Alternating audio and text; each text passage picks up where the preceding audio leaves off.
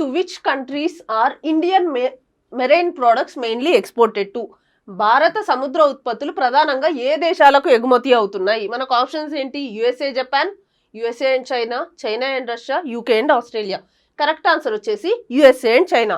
So మన India నుంచి USA and చైనాకి మెయిన్గా మెరైన్ ప్రోడక్ట్స్ ఎక్స్పోర్ట్ అవుతున్నాయి.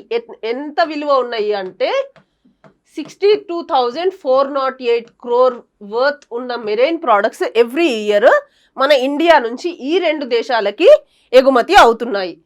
అది 2024-25లో ఈ వాల్యూ అనమాట. సో 2023-24 ఇయర్ నుంచి 24-25 ఇయర్లో వాల్యూ పెరిగింది. అండ్ దీంట్లో మెజారిటీ ఆఫ్ ద షేర్ అంటే 69% ఆఫ్ ద వాల్యూ ష్రింప్స్ది అనమాట. సో ఏ ప్రోడక్ట్స్ మనం మెయిన్గా ఎక్స్పోర్ట్ చేస్తున్నాము అంటే ఫ్రోజన్ ష్రింప్ ఇంకా ఫిష్. సో ఈ 2 ప్రోడక్ట్స్ని ఇండియా నుంచి యుఎస్ఏ అండ్ చైనాకి మనం ఎక్స్పోర్ట్ చేస్తున్నాము.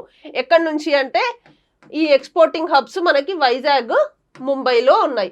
సో అసలు మనం ఇది న్యూస్లో ఉంది ఇప్పుడు అంటే రీసెంట్గా యుఎస్ఏ ఈ ఇండియన్ మెరైన్ ప్రోడక్ట్స్ మీద టారిఫ్స్ని ఇంక్రీజ్ చేసింది. 50%కి ఎక్స్పోర్ట్ టారిఫ్స్ని ఇంక్రీజ్ చేసింది.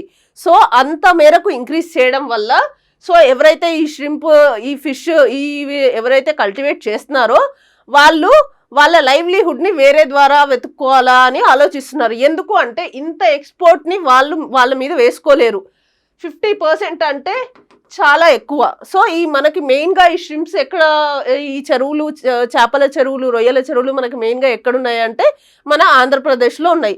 సో వాళ్ళ లైవ్లీహుడ్ని వేరే వృత్తిలో చూసుకుందామా అని చూస్తున్నారు. కానీ గవర్నమెంట్ ఏం చెప్తుంది అంటే లేదు, మీరు యుఎస్ఏకి మాత్రమే కాకుండా మిడిల్ ఈస్టర్న్ కంట్రీస్కి, ఈస్ట్ ఏషియన్ కంట్రీస్కి, ఇంకా వేరే కంట్రీస్కి కూడా మన సీ ఫుడ్ని పంపించచ్చు. ఎందుకంటే అక్కడ మన ఇండియన్ సీ ఫుడ్కి ఎక్కువ డిమాండ్ ఉంది. సో యుఎస్ఏకి మాత్రమే కాకుండా మనం వేరే కంట్రీస్కి కూడా మన సీ ఫుడ్ని పంపించచ్చు అని చెప్తుంది. సో అందుకే ఇది రీసెంట్గా న్యూస్లో ఉంది.